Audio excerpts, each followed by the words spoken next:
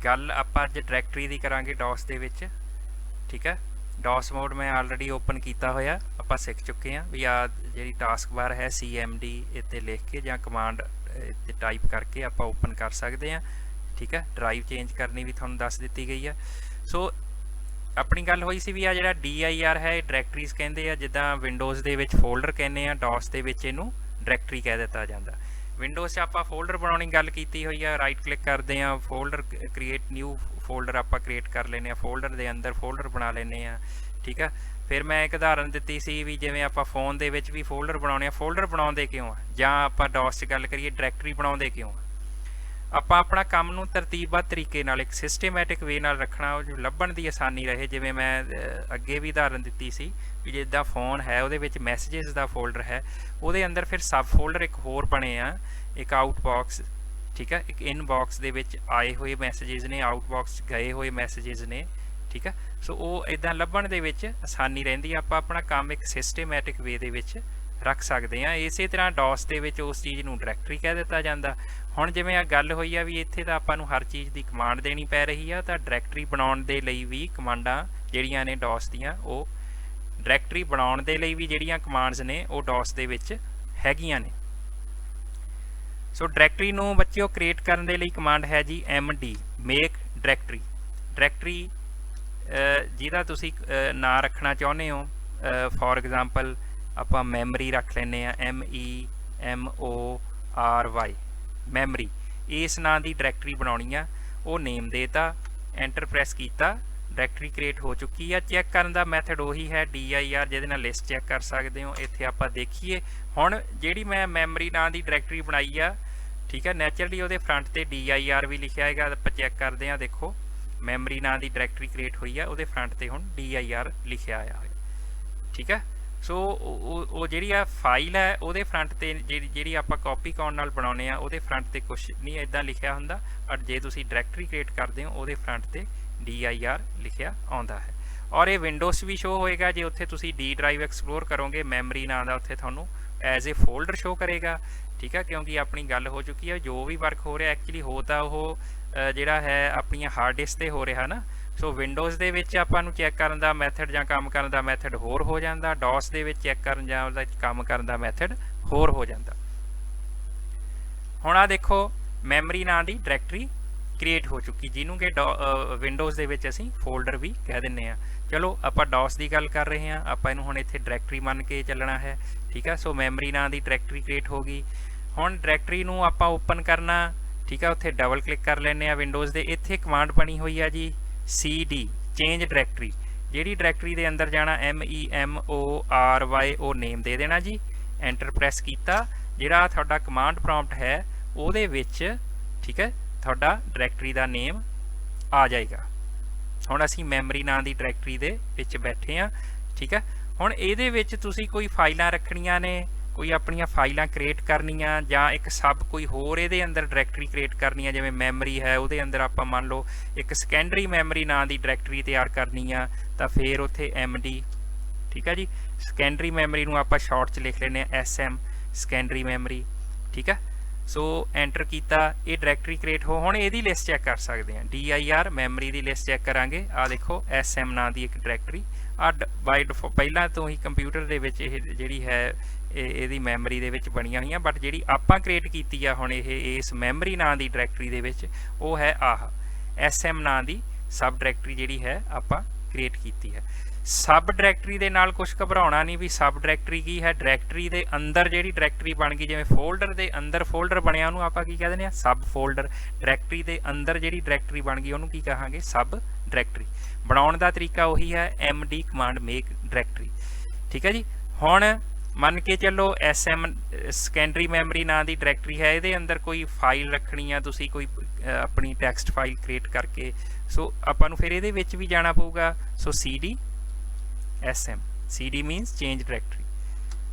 ਔਰ ਦੇਖੋ ਹੁਣ ਉਹਦਾ ਨਾਂ ਵੀ ਅੱਗੇ ਆਪਾਂ ਹੁਣ ਦੋ ਡਾਇਰੈਕਟਰੀਆਂ 'ਚ ਬੈਠੇ ਹਾਂ। ਮੇਨ ਹੈ ਆਪਣੀ ਮੈਮਰੀ, ਉਹਦੇ ਅੰਦਰ ਇੱਕ ਸਬ ਡਾਇਰੈਕਟਰੀ SM ਸੈਕੰਡਰੀ ਮੈਮਰੀ ਦੇ ਵਿੱਚ ਆਪਾਂ ਐਂਟਰ ਕਰ ਚੁੱਕੇ ਹਾਂ। ਇੱਥੇ ਜੇ ਹੁਣ ਤੁਸੀਂ ਕੋਈ ਫਾਈਲ ਕ੍ਰੀਏਟ ਕਰਨੀ, ਸੋ ਦੇਖੋ ਕਮਾਂਡ ਦੇਣੀ ਹੈ ਕਾਪੀ ਕੌਨ, ਆਪਾਂ ਫਾਈਲ ਬਣਾਉਂਦੇ ਆ ਇਹਦੇ ਅੰਦਰ। ਠੀਕ ਹੈ, ਜਿਵੇਂ ਹਾਰਡ ਡਿਸਕ ਹੈ ਤਾਂ ਆਪਾਂ ਕਮਾਂਡ ਦਾ ਨਾਂ ਸ਼ਾਰਟ ਦੇ ਵਿੱਚ HD ਰੱਖ ਲੈਂਦੇ ਆ। ਸੋ ਇੱਥੇ ਤੁਸੀਂ ਜੋ ਵੀ ਡਾਟਾ ਐਂਟਰ ਕਰਨਾ ਹੈ, ਠੀਕ ਹੈ। ਸੋ ਜਿਵੇਂ ਦੇਖੋ ਦਿਸ ਇਜ਼ ਮਾਈ ਕੰਪਿਊਟਰ, ਆਪਾਂ ਇੱਥੇ ਇਹ ਲਿਖ ਲੈਂਦੇ ਆ ਐਂਟਰ, ਠੀਕ ਹੈ। ਕੰਟਰੋਲ Z ਫਾਈਲ ਸੇਵ ਕੀਤੀ ਜਾਂ F6 ਦੇ ਨਾਲ ਐਂਟਰ ਕੀਤਾ, ਇੱਕ ਫਾਈਲ ਬਣ ਗਈ ਹੈ ਹਾਰਡ ਡਿਸਕ ਨਾਂ ਦੀ, ਕਿਹਦੇ ਅੰਦਰ ਸੈਕੰਡਰੀ ਮੈਮਰੀ ਦੀ ਜਿਹੜੀ ਆਪਾਂ ਡਾਇਰੈਕਟਰੀ ਕ੍ਰੀਏਟ ਕੀਤੀ ਹੈ ਉਹਦੇ ਅੰਦਰ ਇਹ ਇੱਕ ਫਾਈਲ ਜਿਹੜੀ ਹੈ ਉਹ ਕ੍ਰੀਏਟ ਹੋ ਚੁੱਕੀ ਹੈ। ਜੇ ਆਪਾਂ ਚੈੱਕ ਕਰਨਾ ਹੋਵੇ ਇਹਦੀ ਲਿਸਟ ਚੈੱਕ ਕਰ ਸਕਦੇ ਹਾਂ। ਔਰ ਦੇਖੋ ਇਹਦੇ ਵਿੱਚ ਡਾਟਾ ਜਿਹੜਾ ਉਹ ਆ ਚੁੱਕਿਆ, ਇੱਕ ਹਾਰਡ ਡਿਸਕ ਨਾਂ ਦੀ ਇੱਕ ਫਾਈਲ ਕ੍ਰੀਏਟ ਹੋ ਚੁੱਕੀ ਹੈ। ਸੋ ਇਸ ਤਰੀਕੇ ਦੇ ਨਾਲ ਆਪਾਂ ਇਹਦੇ ਵਿੱਚ ਫਾਈਲਾਂ ਰੱਖ ਸਕਦੇ ਹਾਂ। ਕੋਈ ਹੋਰ ਸਬ ਡਾਇਰੈਕਟਰੀ ਹੈ ਉਹ ਬਣਾ ਸਕਦੇ ਹਾਂ। ਹੁਣ ਇਸ ਸਬ ਡਾਇਰੈਕਟਰੀ ਤੋਂ ਬਾਹਰ ਆਉਣਾ, ਆਪਾਂ ਉੱਥੇ ਬੈਕ ਆਉਨੇ ਆ ਵਿੰਡੋਜ਼ ਦੇ ਵਿੱਚ। ਇੱਥੇ ਕਮਾਂਡ ਬਣੀ ਹੋਈ ਆ cd ਡਬਲ ਡਾਟ ਪਾਉਣਾ, ਐਂਟਰ ਪ੍ਰੈਸ ਕਰੋਗੇ, ਠੀਕ ਆ। ਤਾਂ ਐਟ ਏ ਟਾਈਮ ਕੀ ਹੈ cd ਕੀ ਕਰਦੀ ਹੈ, ਇੱਕ ਸਮੇਂ ਤੇ ਇੱਕ ਡਾਇਰੈਕਟਰੀ ਚੋਂ ਤੁਹਾਨੂੰ ਬਾਹਰ ਲੈ ਆਉਂਦੀ ਆ। ਆ ਦੇਖੋ ਆਪਾਂ SM ਨਾਂ ਦੀ ਡਾਇਰੈਕਟਰੀ ਚੋਂ ਹੁਣ ਬਾਹਰ ਆ ਚੁੱਕੇ ਹਾਂ, ਠੀਕ ਹੈ ਜੀ। ਇੱਕ ਵਾਰ ਮੈਂ ਦੁਬਾਰਾ ਫੇਰ ਅੰਦਰ ਜਾਣਾ ਕਿਉਂਕਿ ਮੈਂ ਇੱਕ ਕਮਾਂਡ ਹੋਰ ਦੱਸਣੀ ਹੈ। ਆਪਾਂ ਫੇਰ ਦੁਬਾਰਾ ਤੋਂ ਆਪਾਂ ਚੇਂਜ ਡਾਇਰੈਕਟਰੀ cd SM ਲਿਖਦੇ ਹਾਂ। ਦੋਨਾਂ ਡਾਇਰੈਕਟਰੀਆਂ ਚੋਂ ਐਟ ਏ ਟਾਈਮ ਤੁਸੀਂ ਬਾਹਰ ਆਉਣਾ, ਵੀ ਮੈਂ ਮੇਨ ਕਮਾਂਡ ਪ੍ਰੋਂਪਟ ਤੇ ਹੀ ਆ ਜਾਣਾ, ਵੀ SM ਚੋਂ ਵੀ ਬਾਹਰ ਆ ਜਾਵਾਂ, ਮੈਮਰੀ ਚੋਂ ਵੀ ਬਾਹਰ ਆ ਜਾਵਾਂ, ਠੀਕ ਹੈ। ਤਾਂ ਫਿਰ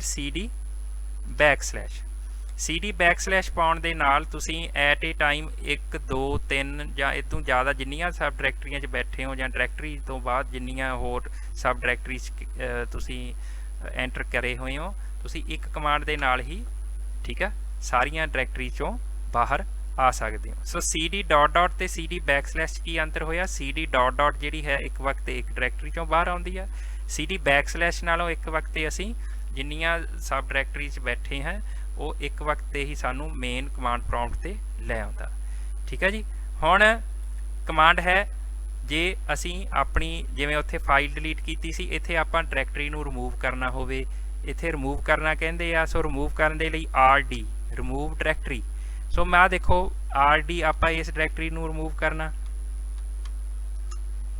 ਸੋ ਉਹ ਕੀ ਮੈਸੇਜ ਦੇ ਰਿਹਾ, ਡਾਇਰੈਕਟਰੀ ਇਜ਼ ਨਾਟ ਐਮਪਟੀ, ਮੇਰੀ ਡਾਇਰੈਕਟਰੀ ਜਿਹੜੀ ਹੈ ਉਹ ਖਾਲੀ ਨਹੀਂ ਗਈ। ਸੋ ਇੱਥੇ ਇਹ ਕਲੀਅਰ ਹੋਇਆ ਵੀ ਜੇ ਮੈਂ DOS ਦੇ ਵਿੱਚ ਹੁਣ ਡਾਇਰੈਕਟਰੀ ਨੂੰ ਰਿਮੂਵ ਕਰਨ ਲੱਗਿਆ RD ਕਮਾਂਡ ਦੇ ਨਾਲ, ਠੀਕ ਹੈ, ਉਹਦੇ RD ਕਮਾਂਡ ਦੇ ਵਿੱਚ ਸਾਨੂੰ ਇਹ ਇੱਕ ਜਿਹੜੀ ਕੰਡੀਸ਼ਨ ਹੈ ਵੀ ਡਾਇਰੈਕਟਰੀ ਤੁਹਾਡੀ ਐਮਪਟੀ ਹੋਵੇ।